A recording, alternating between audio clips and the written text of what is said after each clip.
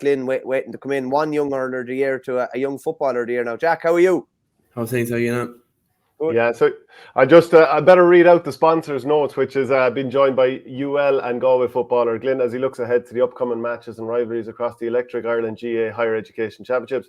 Through its hashtag First Class Rivals campaign, Electric Ireland will continue to celebrate the unexpected alliances that form between county rivalries as they come together in pursuit of some of the most coveted titles across Camogie and GAA. Jack, we were asking Adrian Mullen a little while ago, do you live with many, or do you live with or play with many players that you're kind of competing against when you're in the intercounty stage?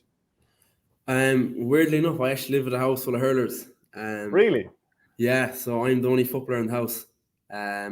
So you've Michael Kiley from Waterford, Mark Rogers from Clare, Sean Toomey from Cork, and Conor Flaherty. Obviously, he plays a bit of football with me as well, from Galway. So I'm kind of the odd one out in the house. Right, okay. So is Conor the only place that you can go to for any bit of backup? And like he's potentially a goalkeeping option for Galway this year, isn't he, in the football? Yeah, he's gifted at both football and hurling, in fairness to him. So I suppose he is the only one I can go to as well, and it helps he's from Galway as well. So yeah. Yeah. So when the boys are going for a few pucks down at the park, what do? Are you standing there with your football, Billy Nomads? I tag along and I hit the ball out from behind the goal, so I did.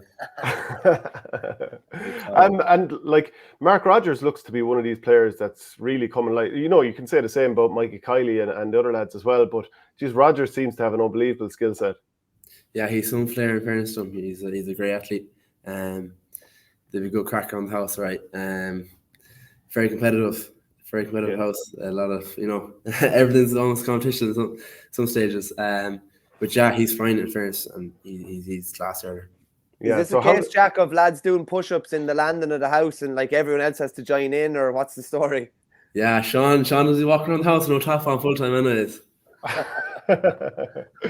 And so would you all go to the gym together, or do you kind of try and be secretive about what's going on in your own panels around each other?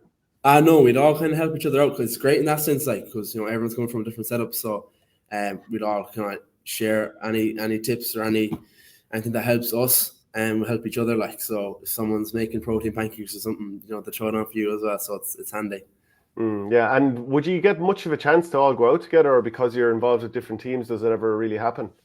Rarely. You'd rarely, like, once in a blue moon now you get a chance to go out. But probably if there's a college game or something, maybe you might go out, and if everyone, I could be caught up or whatever, but you get a few nights anyways throughout the semester. Other than that, like, it's just kind of head down really in the house. Michael? You missed the game the other day, Jack, did you? You're carrying a bit of a knock. I think you won the other day, didn't you? Yeah, we won last night. It was a hard-fought win. UC were a very good side. Obviously, we're playing the conditions as well. It was a horrific day down in Cork. But yeah, I'm carrying a knock on my groin at the moment. Just in around my bone, it's inflamed, so I just need a bit of a break. It's probably not is it a good or a bad time to be needing a break? Because obviously you want to be playing Sigerson, and the league is only around the corner as well.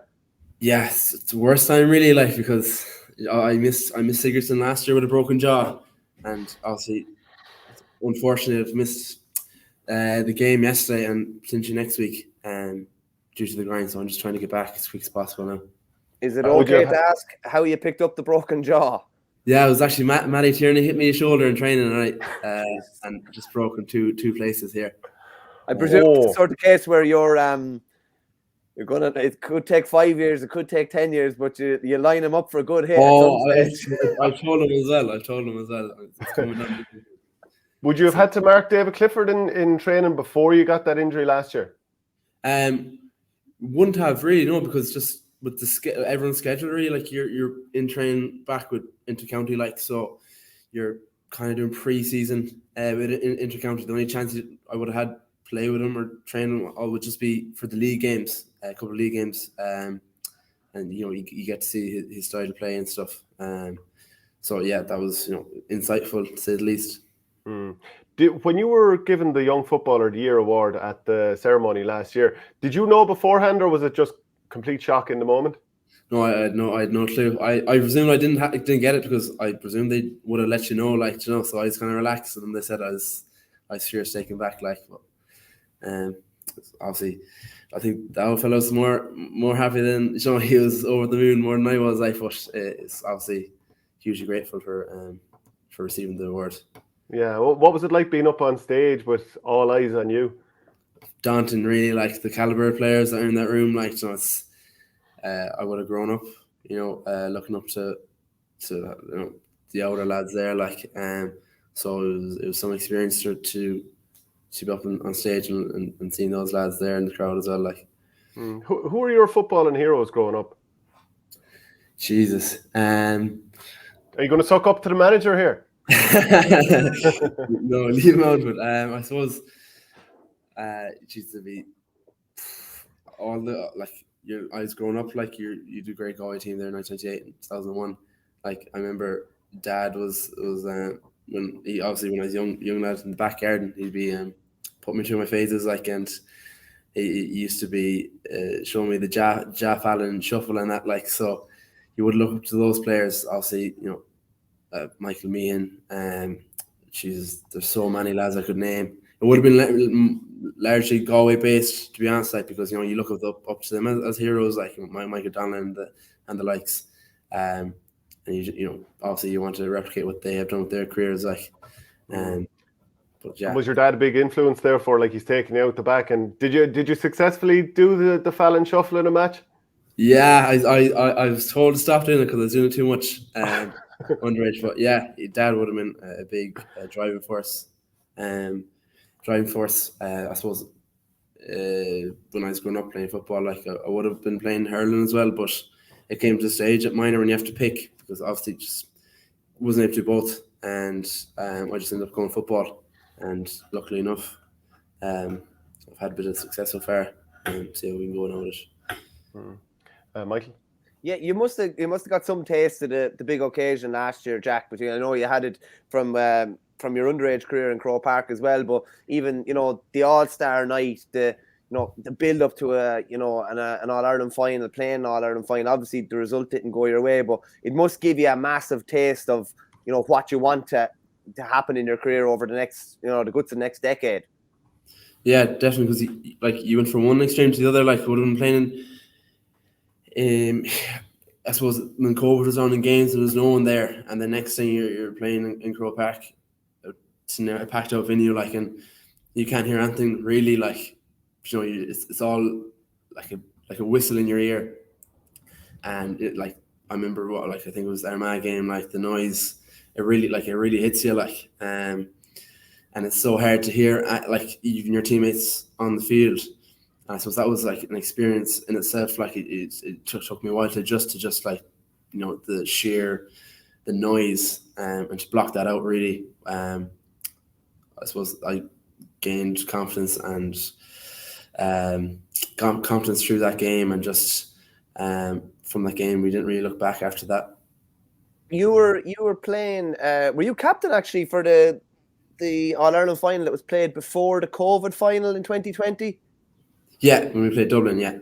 Yeah, isn't that poles apart to what you experienced last year? The contrast must have been unbelievable.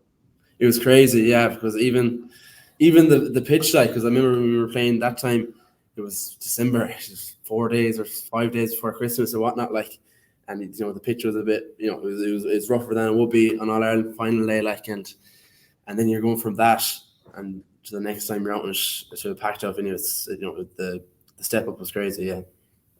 Do you think this year, Jack, that it'll be difficult to keep the composure and the momentum you had from last year going, or do you think you're set for another big year? Hopefully, the biggest thing would be just to keep consistent in our performances. It's not something you want to keep looking on what we the progress we made last year, and instead of looking forward or looking back. So it's kind of really important that we just take steps to go forward this year. So like last year's finished, which as far as anyone's concerned. So we try and make the most of each game. I suppose FD League and onto the National League, and then onto Championship from that then.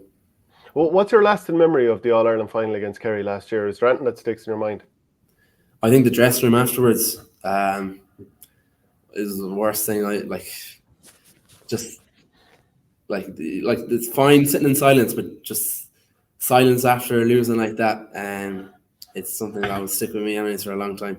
Like it's I can't even put into words what it was like. It's like it's just something you just can't get over, really. Yeah, and like the performance of like the scoring of both Shane Walsh and David Clifford, there's not many players that have ever reached that level that they did on that day. No, I think it's probably the greatest performance by the two of them. Like it was over and back. Like it was crazy, and the two of them, you know, not often two players can share a stage like that at the top level, like and they did. And it was, you know, obviously look, David obviously came up on top of the win, like, but it was close and it's disappointing. Yeah. How do you find watching Shane with Crokes now? Is that unusual? It's funny, like, you know, you wouldn't see yourself, you know, leaning towards a Dublin team or any team outside the county, like, but just to see, you know, the Galway player playing with Crokes and that, it's great to see him. He's fine as well, like, in fairness, and it's well deserved. I presume there's times where you've had to try and shackle him in training. Is there different times like that? And that's, again, like Clifford, it's not easy to do at all. Oh, big time. He just has that little injection of pace. It's so hard to, you don't know when it's coming, and when it does, you know, you're scrambling then. He's fast there. So. And just from the people in Galway, I presume, could you understand even maybe, you know, why he was transferring, given the length of, you know, travel? You have to travel up from Limerick to Galway for training, which I'd imagine is tricky. If he's based in Dublin and he's, you know, a bit older and having some knocks, I presume, was that kind of understood or kind of received, you know, in Galway and by ye lads who know what sacrifices he's going through? Oh, definitely, yeah. Like, you know, he's largely based in Dublin now, like, so it's, you know, none of my or anyone's business really what he kind of does with his like that, obviously trekking from Dublin back down to club and you know, he's put in a great stint for his club. They actually played against us a few years ago into intermediate final. He was class that day. Like he's been class for Clonberne, and just like, if you know, it's tough on him having to travel down on that. So it's completely understood, really. Yeah. Okay, well, look, Jack, it's been brilliant to have you on the show, and best of luck for the year, and hopefully we'll talk again. Perfect. Thanks very much, lads. Sure, Jack.